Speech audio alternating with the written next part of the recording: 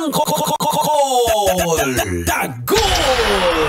Morning, Tits. Tita! Tanya! Chinita! Storya ng pag-ibig na wagas. Storya ng pagtataksil at pang-aahas. May ginawang panakip butas. May happy ending ang wakas.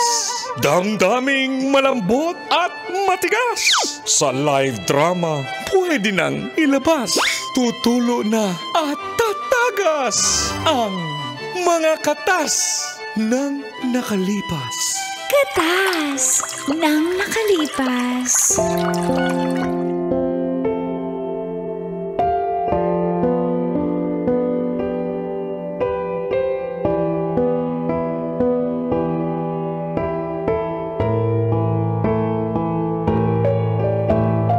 Dear Angkol! Dagol! And Tita Tanya Chinita.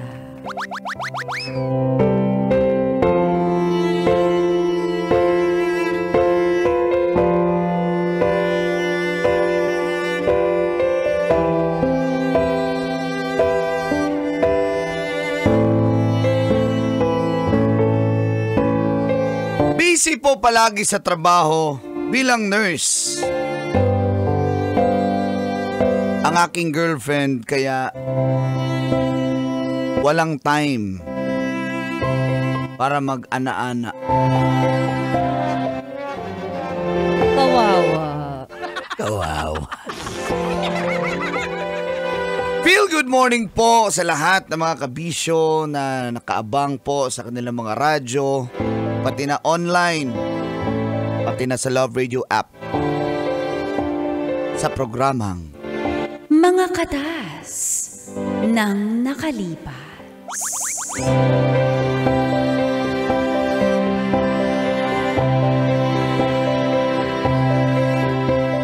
Tawagin niyo na lang po ako sa pangalang Papa Darwin. 37 years old, mula sa Camarin, Caloocan. May anak na po ako sa una ko, Latits. Ang aking ka-live-in naman na si Mama Sheng ay 35. May anak na rin po siya sa una. Isa po siyang nurse. Ang mga anak naman namin po ay naiwan sa mga lolo't lola nila.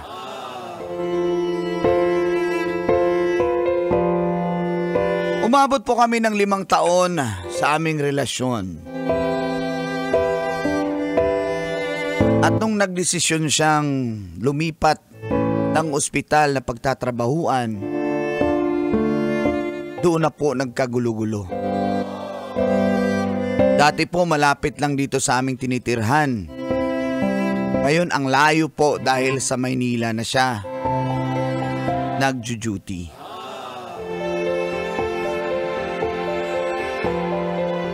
Noong una po'y ayaw ko talaga Latits eh. Dahil alam ko ganito mangyayari.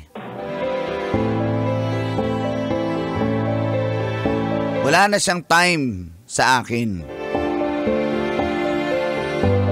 At dito na nga nagsimulang tumagas Ang mga katas ng aking nakalipas.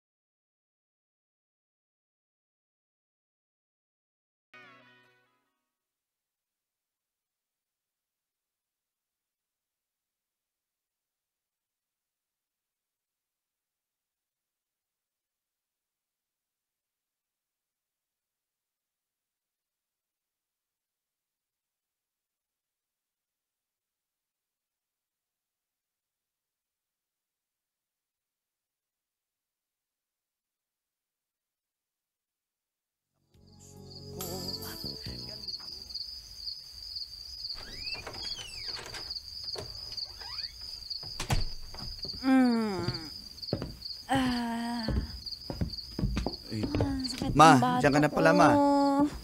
Sakit na likod ko. Gusto ko magpamassage. Ma, kumain ka na ba? Naghain ako dyan. Yung Wala. paborito mo adobo na may itlog. Talaga? Chickboy. Chicken at baboy. Tapos maraming pamintang buo. Tapos may dahon ng laurel. Oo, Ang siyempre sarap. paborito mo yan eh. Kaso pagod na ako. Matutulog na ako. Ba naman yan? Antok na ako. Yung sakit ng Ngayon bato ka na ko nga lang. kaya. Ngayon nga lang ako nagluto dahil maaga ako nakauwi. Natapos agad yung mga delivery ko ng pyesa papuntang Banawi eh. Mahal ang toxic sa trabaho ngayong araw na to eh. Alam mo naman, ito lang. Antok na ako. Please, diretso na ako sa kwarto, ha? Pagising ko na lang titikman yung adobo mo. Ano ba naman yan? Sorry. Pasok na ako. Ang sakit na. Teka. Oh! Hindi maaari ito. Uhaw na yung camel.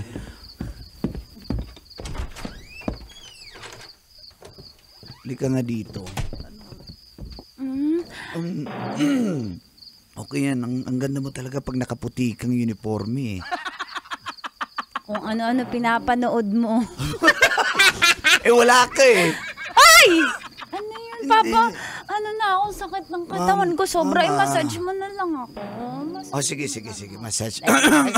Game, dali. Yan, dali. Dito sa kanan. Ang sakit sa taas, parang frozen yung balikat.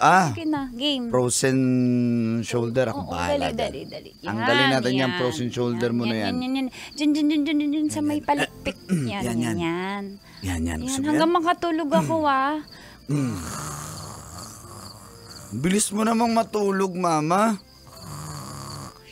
Sakto. Tulog na siya. Gagawin ko na yung aking masamang balak. Eto na.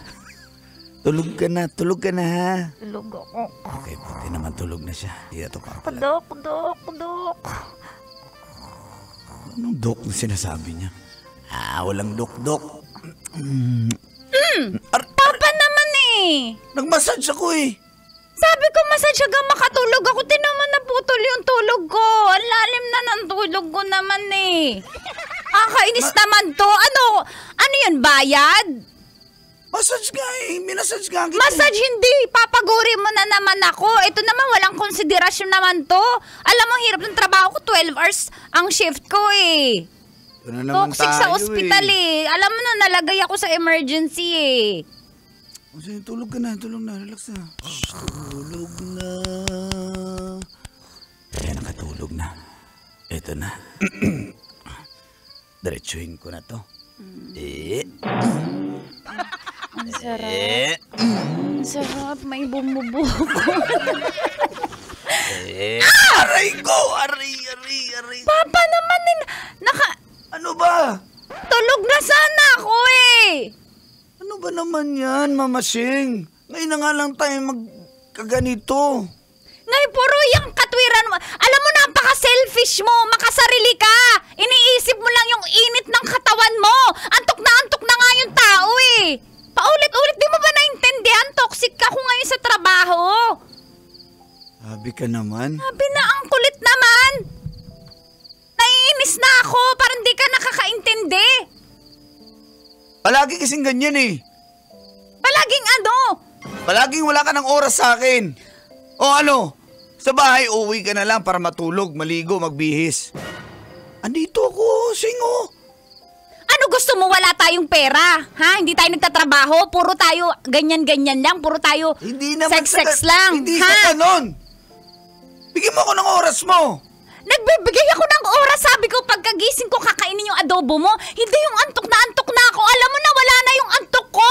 Ini-stress mo ako. Yan ang hinihintay ko. Ini-stress mo ako. Wag ka makipagbiruan. Ano ba, ganito na lang ba tayo? Anong ganito na lang? Uhaw na yung camel! Hindi ko responsibilidad yan. Ganon! Talaga! Nagtatrabaho ko. Hindi ko sana malaki yung kita mo. Hindi na ako pagod sa pagiging nurse. Tapos maniningil ka, pang-ambag sa bahay. Tapos pag kung ano yung gusto mo sundin ko. Ako naiiwan dito, naglilinis, naglalaba, lahat. Wala kang narinig sa aking reklamo. Ito na nga lang hinihiling ko. So binibilang mo. Hindi ko nagbibilang. Sheng, uhaw na yung camel. Anong gusto mo? Pag nauhaw, di ba dapat painumin? Wala! Tuyot na, parang diserto. Alam mo, libog lang yan. Alam mo? Yan yung nasa isip. Oo, kasi hindi mo iniisip na pagod ako. Seryoso ako, pagod ako. Hindi mo alam yung pinagdadaanan ko. Ang sakit-sakit ng katawan ko. Ha? Tinanong mo ba kung okay yung pakiramdam ko? Alam mo, maghiwalay na lang tayo. Yan lang habol mo.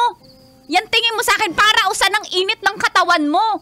Yung ibang asawa ng mga katrabaho ko, hindi ganyan. Naiintindihan nila yung asawa nila, yung partner Kumpara mo pa ako, hay. Kumpara mo pa ako sa nila. Oh, sige! Yan ang gusto mo. Palagi na tayo nag-aaway pag umuwi ka dito. Parang wala na rin magandang pag-uusap. Oh, sige. Yan ang gusto mo. Talaga? Ako pa tinakot mo? Wala kang konsiderasyon. Alam ko naman, gusto mo na tumira doon, di ba? Malapit sa ospital. Oo, kasi pagod na ako magbiyahe dito, pabalik-balik. Oo. Lumabas yung totoo. Sige. Yan ang gusto mo. Kung hindi mo kaya yung kondisyon ko, di wag. Maghiwalay na tayo. Total, ganito naman tayo lagi. Total, sinabi mo. Hindi mo naisip na pagod yung tao. Naiisip mo yung lawit mo. Ha? Sige. Salita ka pa dyan. Yan ang gusto mo. Tama, hindi ka man lang mag-sorry? Ba't ako magsasorry sa'yo? Talaga, ako din. Hindi ako magsasorry. Ayoko na. Uumay na ako sa'yo. Diyos ko, hindi ka makaintindi. Hiwalay kong hiwalay! Sige. Okay. Yan ang gusto mo.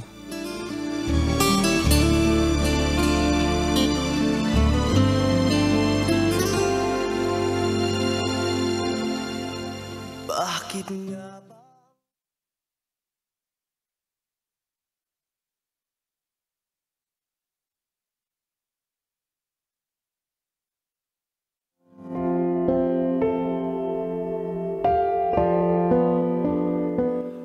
Hindi talaga nakainom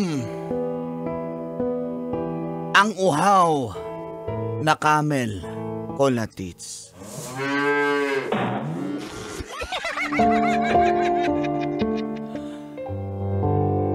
Pero okay na rin siguro yun. Kahit papano'y may natira pang respeto sa amin. Alam kong pagod din si Sheng. Pagod din naman po ako. Kaya nagdesisyon kami maglaylo na lang po muna. Masyado na pong magulo. Tuwing uuwi siya at nakikita kami, away lang din. Buti pa kung hindi siya umuwi. Tahimik lang ako mag-isa.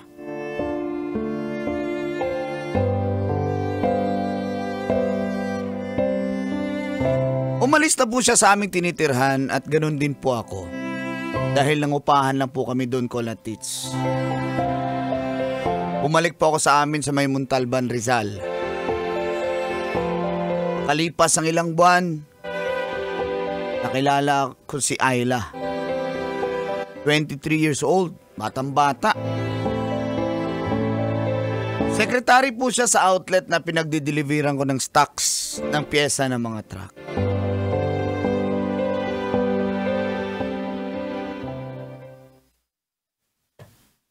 Ayla, tama na. Pagod na ako eh. Isa pa. Enjoy. Tama na. Ayla, tama na. Isa pa, ang hina mo naman. Pagod na ako eh. Kahit 4 rounds lang, please. 4 rounds ka dyan ah. Katatlo na nga, 4 rounds pa. Pas na, next time naman. Hanggat hindi dugo ang lumalabas. Ganun ba yun? Ang alin! Ganun kasi yung mga ex ko eh. Hindi na. Ang taas mo naman ang expectation ko sa'yo. Ano ba? Ibipin mo na kita. Tama na. Tingnan ko lang kung able ka pa sa 4 rounds. Ayan o, normal BP ka, 110/80. Oo nga, kaso pagod na ako. Sige na, be. Pagod na nga ako. Tama na. Break na tayo. Ayan ka na naman. Pag hindi ka na pagbibigyan, nakikipag-break ka. Napaka-immature mo talaga. Napaka-selfish mo naman. Isasabihan mo agad ako na immature ako. Porque 23 years old lang ako. Alam ko na yung dapat gawin. Alam ko na yung dapat Disney princess ako. Kung ano yung gusto ko, yun na nasusunod. Hindi sa lahat ng panahon masusunod ka. Ayoko na. May Break trabaho na tayo. pa ako, magdi-deliver pa ako, pagod na ako. Nanginginig na yung tuhod ko, muntik nga ako matumba nung nakaraan eh. Dami mo nang jowa ka ng bata, tapos di mo pala kaya.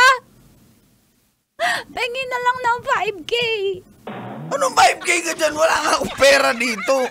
Nag-girlfriend ka ng bata, tapos hindi mo kaya bigyan ng 5K. Paano na yung pang eyelashes ko? Yung tsaka yung nails ko? Magpapanails ako mamaya. Gusto mo maganda ako pagkasama kita, tapos ayaw mo bigyan. Eyelashes, may rambutan doon. Nails, may kuhol doon. Ano ba? Break na tayo! Uy, sige! Ay, paka-immature mo. Kakapagod Ang ka. kapal ng mukha mo! Ikaw pa lakas lang makipag-break? Sabi mo! Ikaw nagsabi break na... Uy! Ayoko na sa'yo, napaka-immature mo. Ang tanda mo na, pero immature ka. Ikaw di nakakaintindi. Alam mo, bagay sa'yo? Na girlfriend, yung uutos-utusan mo lang, hindi bagay sa'yo yung bata. Wala kang pera. Hindi ka pa magaling sa kama. Kala mo naman malaki. May personal na. naman, jutay. Bahala ka! Buti Bahala pa ka! yung kikiam. At least hindi ko lubot! Bahala ka! Kung yan ang gusto mo, hiwalay na nga tayo. Talaga, break na tayo.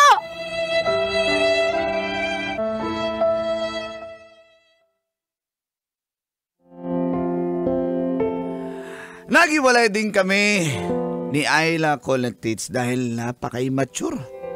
Bata po kasi. Umabot lang po kami ng halos 3 buwan. Di ko natiis yung ugali niya. Kaya, single ulit po ang inyong Papa Darwin. Isang beses po, naisipan kong i-chat si Mama Sheng. Dahil aminado po ako Colatits na mimiss ko po siya. Nagkatawagan ulit kami at nalaman ko po na nasa Singapore na pala siya nagtatrabaho. Masaya po ako sa kanya, kaso nga lang, nalulungkot din po ako Colatits dahil namimiss ko po siya. Gusto ko siyang balikan kaso may hinihintay lang daw po siya.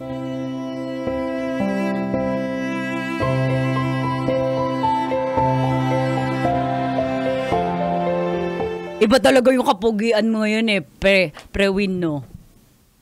Wala nga, single nga ako eh. Pero, uy. Ayaw kasi siyang balikan ni Mama Sheng. Kasi siya nakakita siya ng jowa, mas bata, immature.